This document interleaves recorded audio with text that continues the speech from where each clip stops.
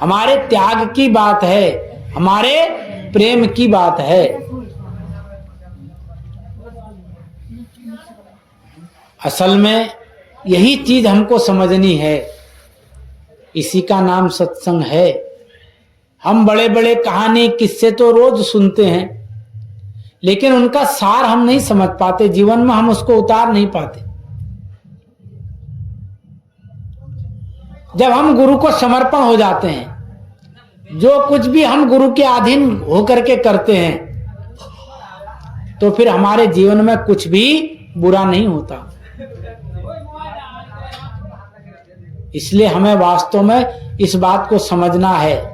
इसलिए कहा, एक तुम दाता दयालु, एक तुम दाता दयालु, सबके पालनहार हो, तुम मेरे जीवन के धन हो और प्राणाधार।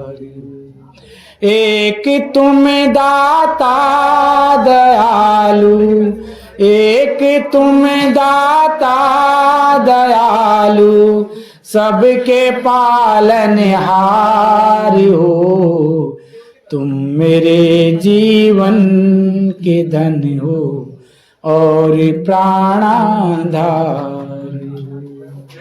जिंदगी की नाव मैंने सौंप दी गुरु आपको, जिंदगी की नाव मैंने सौंप दी गुरु आपको, अब बचाओ या डुबाओ, अब बचाओ या डुबाओ, मेरे खेवनहार हो, तुम मेरे जीवन के धन हो और प्राणाधार हो। एक तुम दाता दयालु, एक तुम दाता दयालु, सबके पालनहार हो, तुम मेरे जीवन और प्राणा भर रहे धन धान से, सबके तुम परिवार हो, भर रहे धन धान सबके तुम परिवार हो, गुरुजी तुम थकते नहीं हो, दाता तुम थकते नहीं हो, ऐसी तुम सरकार हो, मेरे जीवन के धन हो और प्राणाधार हो, तुम मेरे जीवन के धन हो और प्राणाधार। तो जब हम उस परमपिता परमात्मा, उस सदगुरु को अपने जीवन का प्राणाधार बना लेते हैं, आधार बना लेते हैं, तो फिर हमारे जीवन में कोई भी तकलीफ नहीं होती। आज हर व्यक्ति भक्ति कर रहा है, हर व्यक्ति परमात्मा को खोजना चाहता है, परमात्मा को पाना चाहता है। वो मिले कैसे, उसकी विधि क्या है? हमने समर्पण कहने से समर्पण नहीं होता। अगर हमने समर्पण कह दिया तो क्या वो समर्पण हो गया? हमने कह दिया गुरुजी तन मन धन सब आपका है, तो क्या तन मन धन अर्पण करने से, कह देने से क्या वो हमारा हो गया या आपने कर दिया? एक बार युधिष्ठिर जब पांडव कौरवों से जीत करके आए तो श्री कृष्ण ने राजसूय यज्ञ करवाया और युधिष्ठिर ने इतना दान किया, इतना दान किया कि पंडित लोग और संसार के जितने ऋषि मुनि थे वो दान ले जा नहीं पाए, थक गए। इतना बड़ा दान किया। बड़े ध्यान से इस वाणी को सुनिए। इतना दान किया युधिष्ठिर ने कि जो दान लेने वाला था वो ले जा नहीं पाया, इतना दान किया। इस दानता को देख करके अर्जुन को अहंकार हो गया। अर्जुन को लगा कि मेरे भाई जैसा दानी तो इस संसार में कोई है ही नहीं। इतना दान किया कि लोग ले जा नहीं पाए, इतना अहंकार हो गया। उन्होंने श्री कृष्ण को कहा, बोले देखा भगवान, हमारे भाई ने कितना बड़ा दान किया कि लोग ले जाते थक गए हैं। ऐसा दान भी कोई संसार में हो सकता है? तो श्री कृष्ण भगवान बोले, अर्जुन तुम्हारा भाई दान की 10वीं सूची में आता नीचे। बोला कोई दान नहीं किया तुम्हारे भाई ने। बोला इतना काहे को इतरा रहे हो, ये तो सबसे नीचे श्रेणी का व्यक्ति है जिसने दान किया है। अब अर्जुन ने ऐसा बड़ा दान तो कहीं देखा ही नहीं था। तो उनने कहा कि भगवान आप मुझे शंका में न डालिए, आप मुझे बताइए कि मेरे भाई से भी बड़ा दानवीर कौन है। उनने कहा अगर मैं मुंह से बताऊंगा तुझे यकीन नहीं आएगा, तू देखना चाहता है? तो बोले हाँ मैं देखना चाहता हूं। तो उनने कहा ठीक है, तो यमराज को बुलाइए। तो यमराज को बुलाया गया और यमराज से कहा गया कि आप बूढ़े शेर बन जाओ, बूढ़े शेर का रूप धारण कर लो जिसके दांत न हो, एकदम कंकाल हो शरीर में, ऐसा बूढ़ा शेर बन जाओ। तो यमराज ने शेर का रूप धारण किया और अर्जुन को कहा हम दोनों पंडित बन जाते हैं। वो दोनों पंडित बन गए और किसके घर पहुंचे? मोरध्वज के घर पहुंचे। और मोरध्वज का नियम था बिना पंडितों को भोजन कराए उसके यहां जो भी व्यक्ति आता अपने मन पसंद का दान ले जाता और बिना भोजन ग्रहण करे मोरध्वज उन्हें जाने नहीं देते।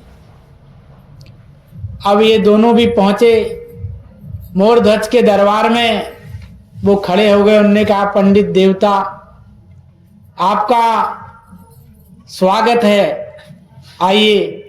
तो उनने कहा राजन हमने सुना है कि आप बहुत बड़े दानी हैं। उनने कहा महाराज किसी चीज की कमी नहीं है, आप पहले भोजन ग्रहण करिए फिर अपने इच्छा अनुसार दान ले जाइए। उनने कहा नहीं नहीं हम पहले भोजन ग्रहण नहीं कर सकते। बोले क्यों? बोले हमारे साथ दरवाजे पर हमारा शेर भी है, बूढ़ा शेर भी है। बोले महाराज कोई बात नहीं, क्या खाएगा आपका शेर? पूड़ी मिष्ठान? बोले नहीं नहीं हमारा शेर पूड़ी मिष्ठान हलवा पूड़ी नहीं खाता, वो तो मांस खाता है। अरे तो बोला कोई बात नहीं मांस भी मिल जाएगा। बोलो आप आदेश कीजिए मांस भी मिल जाएगा। बोले अच्छा कहां से लाएंगे, जानवर मारेंगे? उन्होंने कहा नहीं नहीं नहीं महाराज जानवर नहीं मारेंगे, ये तो हत्या हो जाएगी। तो फिर कोई मुर्गी? बोले नहीं। कोई बकरा? बोले नहीं। तो फिर कहां से आप मांस लाएंगे? उन्होंने कहा महाराज ये शरीर किस काम आएगा, मेरा यह शरीर किस काम आएगा? मेरे जांघों में बहुत मांस है, इसको काट करके दिया जाएगा। पेट में बहुत मांस है, मैं ये काट करके दे दूंगा। देखिए दानवीरता, हम कह तो देते हैं ना तन मन धन, उस परमात्मा को पाने के लिए सत्य की राह पर चलने के लिए कितनी परीक्षाएं देनी पड़ती हैं। लेकिन उन्होंने कहा नहीं नहीं तुम बहुत बूढ़े हो चुके हो, तुम्हारा मांस बड़ा सख्त हो गया है, हमारे शेर के दांत नहीं है, वो तुम्हारा मांस नहीं खा सकता। तो उन्होंने कहा महाराज आदेश करिए फिर किसका मांस खाएगा? बोले वो जो तुम्हारा लड़का है ताम्रध्वज नाम था मोरध्वज के लड़के का। 6 साल की उम्र थी उसकी उस समय। बोले उसका बड़ा कोमल मांस है, वो चाहिए हमें। अब वचन दे चुके थे। उनने कहा महाराज मेरे दर से कोई भूखा नहीं जाता, मेरा अगर आप भूखे चले गए तो मेरा जितना भी मैंने पुण्य किया था सब बर्बाद हो जाएगा। बोला ठीक है मैं अपने लड़के को शेर को दे दूंगा। लेकिन बोला उनने कहा देखो लड़के को ऐसे शेर के पास नहीं भेजना है, क्योंकि शेर के दांत है नहीं, वो इससे मार नहीं पाएगा, चीर फाड़ नहीं पाएगा, नाखून है नहीं। बोले तो महाराज क्या करना पड़ेगा? बोले पहले आप वचनबद्ध हो जाइए, जो हम कहेंगे वो आपको करना पड़ेगा। प्रेमी सज्जनों, आदेश आता है आपके आंखों से एक आंसू भी नहीं गिरना चाहिए। और दोनों राजा और रानी अपने लड़के के सर पर आरा चलाएंगे, आरा चला करके उसके 2 हिस्सों में उसको बांट देंगे। सोचिए कैसा समय रहा होगा। अब मोरध्वज ने सोचा 6 साल का लड़का है, बुढ़ापे में संतान पैदा हुई,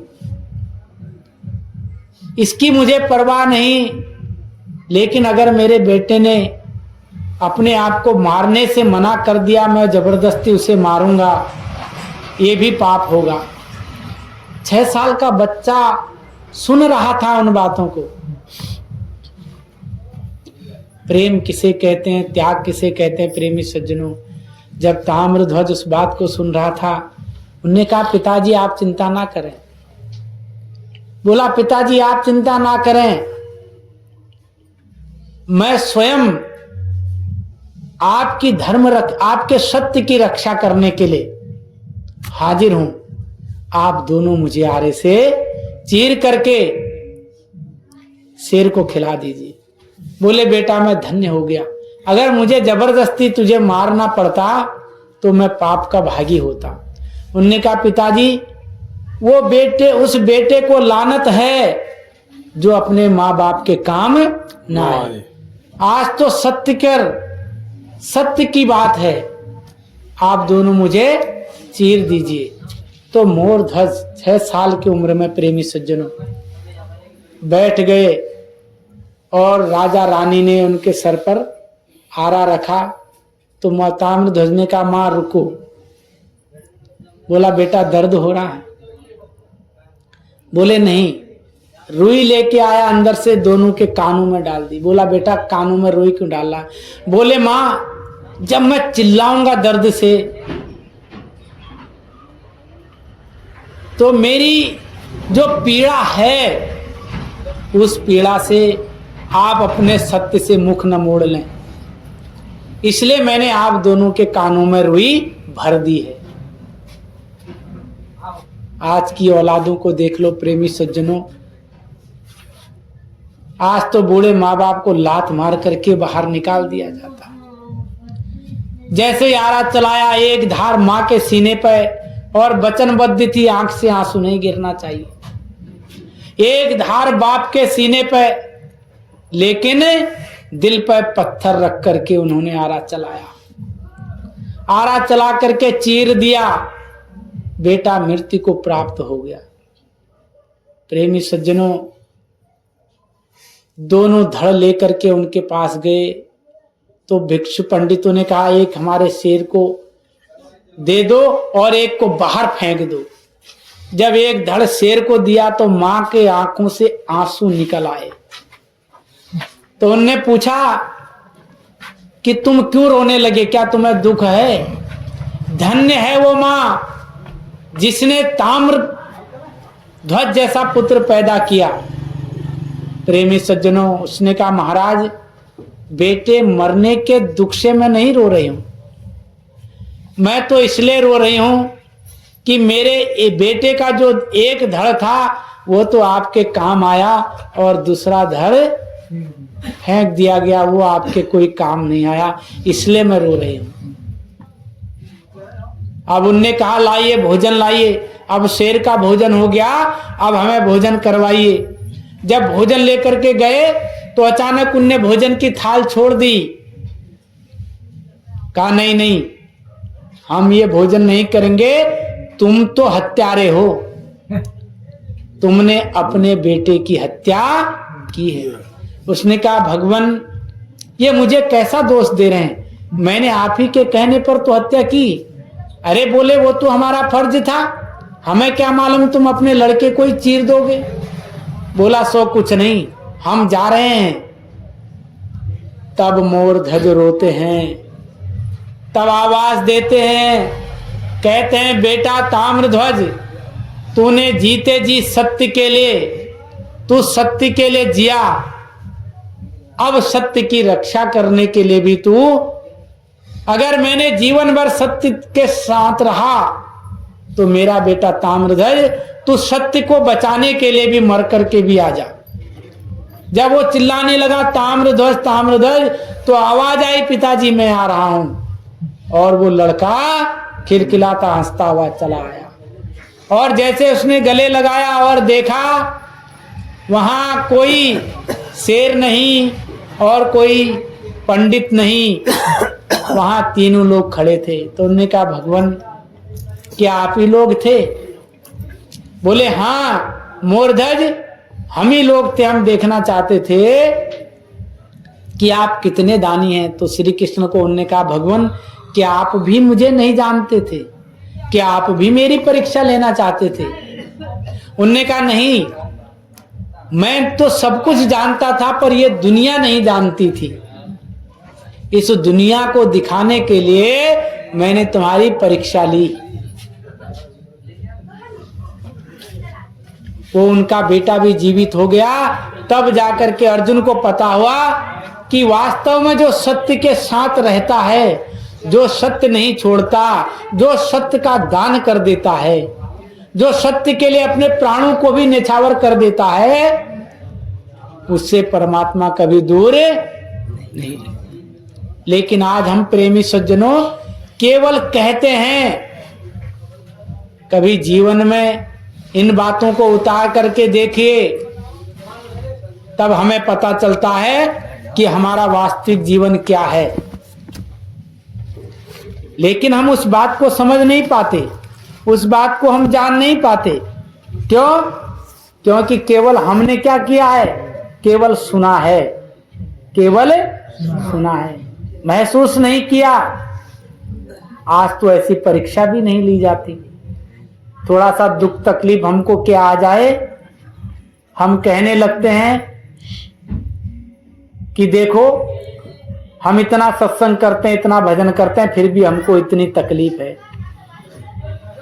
अगर मोरध्वज जैसी बात आ जाती तो हम क्या करते? क्यों सतपाल? तो आज के समय में टक्कर ना रुकेगी भैया। वो तो समय दूसरा। प्रेम करन जाना सज गुरु, सभी लोग गाएंगे एक साथ। प्रेम करन जाना सज गुरु से तूने रे मनवा, रे मनवा रे हे मनवा, प्रेम करन जाना सज गुरु से तूने रे मनवा, रे मनवा रे हे मनवा, प्रेम करन जाना सज गुरु से तूने रे मनवा। घर छूटे घर बार छूटे, छूटी प्रीत निभाना, घर छूटे घर बार छूटे, छूटी प्रीत निभाना। कुटुंब कबीला सब ही छूटे, है घर में आग लगाना। तूने सहज मनाया गुरु, प्रीत करन को रे मनवा। तूने सहज मनाया गुरु, प्रीति करन को रे मनवा, रे मनवा रे हे मनवा, प्रेम करन जाना सज गुरु से तूने रे मनुआ रे मनवा रे हे मनवा प्रेम करन जाना सज गुरु से तूने रे मनवा।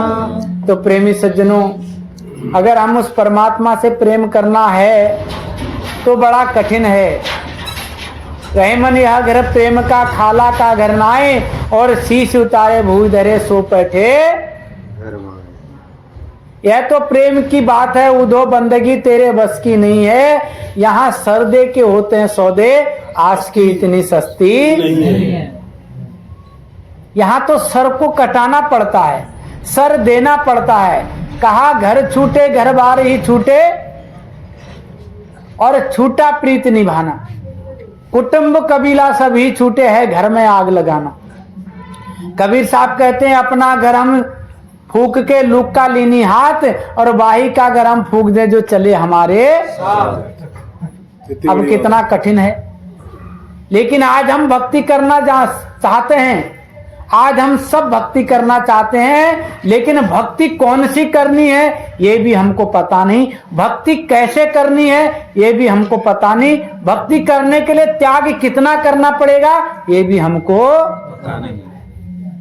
इसलिए कहा प्रेम करन जाना सज गुरु से तूने रे मनवा रे मनवा रे हे मनवा प्रेम करन जाना सज गुरु से तूने रे मनवा। लाल को अपने लाल किया था चीर दिया था यारा से। लाल को अपने लाल किया था चीर दिया था। मोर ध्वजा ने मोर उतारा फूक दियो घर द्वारा रे। प्रेम करन जाना सज गुरु से तूने रे मनवा रे मनवा रे हे मनवा प्रेम करन जाना सज गुरु से तूने रे मनवा। पत्नी बेटा खुद अपने को काशी में व्यापार किया। पत्नी बेटा खुद अपने को काशी में व्यापार किया। मरण हुआ बेटा रोहित का फूकन कर बिन नहीं दिया। माता तो छाती पीटे धन्य हरिश्चंद्र हुए रे मनवा। माता तो छाती पीटे धन्य हरिश्चंद्र हुए रे मनवा रे मनवा रे हे मनवा प्रेम करन जाना सज गुरु से तूने रे मनवा रे मनवा रे हे मनवा प्रेम करन जाना सज गुरु से तूने रे मनवा। तो प्रेमी सज्जनों, जो इस राह पर चला है उसने हमेशा परीक्षा दी है। कहा बड़ा मुश्किल निभा पाना मोहब्बत अपने दिलबर से। बड़ा मुश्किल निभा पाना मोहब्बत अपने दिलबर से। इधर हालत फकीराना और उधर हालत अमीराना। तो यहाँ फकीर बनना पड़ता है। क्या बनना पड़ता है? फकीर बनना पड़ता है। तो हरिश्चंद्र को आपने सुना होगा, हरिश्चंद्र की कहानी। राजा हरिश्चंद्र ने अपने गुरु विश्वामित्र को सपने में राजपाट दान कर दिया था। किसमें किया था? सपने में। आज तो हम मुंह के सामने कह के जाते हैं, फिर घर जाके भूल जाते हैं। क्यों? ऐसा ही